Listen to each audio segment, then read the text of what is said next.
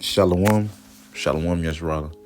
First and foremost, I'm going to start by giving all praises, honors, and glories to Yahweh, Bahashem, Yahweh Shai, Bahashem, Rachakodash. Double honor to the apostles and elders of Great Millstone for teaching 100% truth. Wa Brakatham to the 144,000, as well as the rest of the elect. May peace and blessings be unto your household. And it's your brother Gadal from the Great Millstone Dallas branch. And this quick lesson, man, I'm just going to get to be carnally minded is death. All right. And to basically, be carnally minded, meaning to be fleshly minded, man. The exact opposite of being spiritual. All right. As it says, and matter of fact, I'm gonna get this first before I get 1 Corinthians. All right. This is Romans chapter 8 and verse 6. Let me just say 6. It says, "For to be carnally minded, fleshly minded, is death. But to be spiritually minded is life and peace." All right. So to be carnally minded, fleshly minded, all right, live completely off the flesh is death, man. All right. But to be spiritually minded is, what does it say? Life and peace. All right. Because if you're carnally minded, man, the way things looks now, you would never think this place will go down. You would think you have 20 plus years before this place go down if you're carnally minded. All right, because you can't see the spiritual things, aka the prophecies that's been coming to pass. All right, because if you're spiritually minded, you understand it like, oh dang, all hell can break loose at any day now, literally within a year. Right, no more than 5 years. Right, no more than really 2 or 3, to be honest. Like we're that close. All right, man, like all hell can break loose, man. Everything is ready. We're literally waiting, just simply waiting on the MOTB to be made mandatory. That's literally it. But if you're of a carnal mind, you're gonna think this place is gonna bounce back. Oh man, don't worry, man. He's still gonna bounce back. He always do. All right, trusting into this place. All right. As scripture says, woe to them that go down to Egypt for help. For they are strong, they have horses. Basically trusting into this place, man, and not trusting into Yahweh Bashem Shai. All right. I'm gonna read verse 7. He says, because the carnal mind is enmity against Yahweh Bashem Shai, man. All right. So if you have a carnal mind, just a flesh-like mind, which is the exact opposite of spiritual, guess what, man? It's your enmity, your enmity against Yahweh Bashem Shai, man. You're gonna be made an enemy of Yahweh Bashem Shai because because if you're a carnal man, you don't have faith, man. You're one of the people that's like, I believe in science. Now don't get me wrong. People have a zeal, all right. Got a zeal of the Lord, but not according to knowledge. You got to look at everything with a spiritual eye, because everything is spiritual. Right? Not everything is what you would say just straight up, just face value. All right? I'm going to read verse 7. It says, because the carnal mind is enmity against the Most High, for it is not subject to the law of the Most High, neither indeed can it be.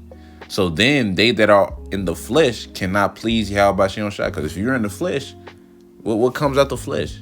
All right, you can read that in Galatians chapter 5, man. All right, now the works of the flesh are made manifest. Adultery, lavishness, covetousness. Everything that's pretty much wicked, really. It all comes out the flesh. So if you're fleshly minded, you're gonna do things in mind of the flesh. Now, if you're spiritually minded, guess what, man? You're gonna be fighting them urges. And of course, a just man follows 7 times and riseth up again. All right, but it's just like you're gonna be trying to serve the Lord to the best of your ability if you're truly spiritual. All right, and you're gonna know the Lord's name. All right.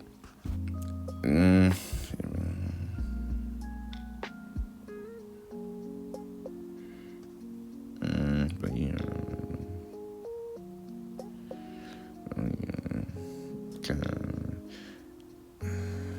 it's like you. All right, now that's cool. That's good enough, really, right there. I'm gonna get this Corinthians. Let me go ahead and type in First Corinthians 2, if I'm not mistaken. Say, man.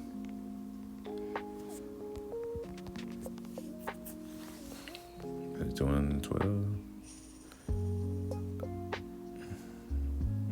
Oh, it's 14. It's lacking. All right. This is First Corinthians chapter 2, verse 14. It also goes into being that carnal man, but it says it in a different way. All right. It says, but the natural man receiveth not the things of the Spirit of the Most High. All right. Which is the exact same thing of being carnal. All right. Because carnal is the exact opposite of being spiritual. So if you're not spiritual, that means you're carnal. All right. It says, For they are foolishness unto him. So, going out on the highways and byways, preaching the downfall of this kingdom, telling everybody that, we're going to get spiritual powers eventually, whenever the time comes, right? Telling them that, like, we ain't got much longer here, man. It's all foolishness unto a carnal man, aka a natural man, a man that just relies straight off the flesh, right? It's all gonna sound goofy to them because they're not spiritual. All right, they don't believe, oh, the Lord can do that. Shit, but they believe Lord can bless them with a house or something, but they can't believe that the Lord can't give them spiritual power. All right, in due time, when the time is right. Yeah, they don't believe that this place, America, is going to be destroyed eventually. Right, but it's because they're carnal and not spiritual. It says, I'm gonna read it again. 1 Corinthians chapter 2 and verse 14 from the top said, but the natural man receiveth not the things of the Spirit of the Most High, for they are foolishness unto him, neither can he know them because they are spiritually discerned. All right, so y'all are spiritually discerned. Let me see what that word discern means. All right, Strong's G 350. He said, anacrino. Strong's G 350. Anacrino. Yeah, anacrino. All right, it says, to judge of. All right, so they spiritually can't make judgments, or what was it? Yeah, judgments. Yeah, examine or judge. So they spiritually discern. So they spiritually cannot make appropriate judgments. All right. They are spiritually discerned. You can't make proper judgment, in other words, man, because you're not spiritual, which makes perfect sense, man. If you're not spiritual, you ain't gonna make right judgment calls like that. At least, you have to be spiritual to really be able to discern, to judge. All right, what times we in? All right, but you can't do that because you're not spiritual. And who makes you spiritual? Yeah, how about you and Shai? It's not some of you can do of yourself. The Lord will have to make you spiritual. He has to call you into the truth now.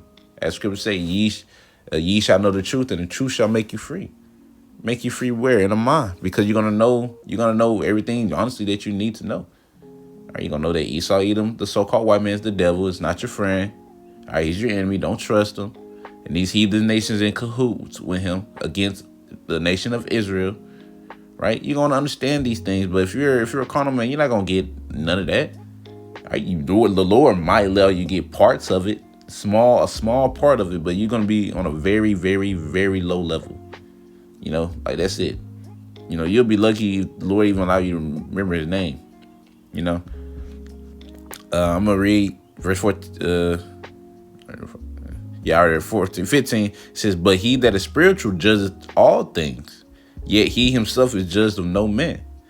For who hath known the mind of the Lord, that he may instruct him? But we have the mind of Mashiach. So the ones that are spiritual have the mind of Yahushua. All right, they have the mind of Yahushua. They're gonna move. That just means that they're gonna move in the way that Yahushua will move. Because why?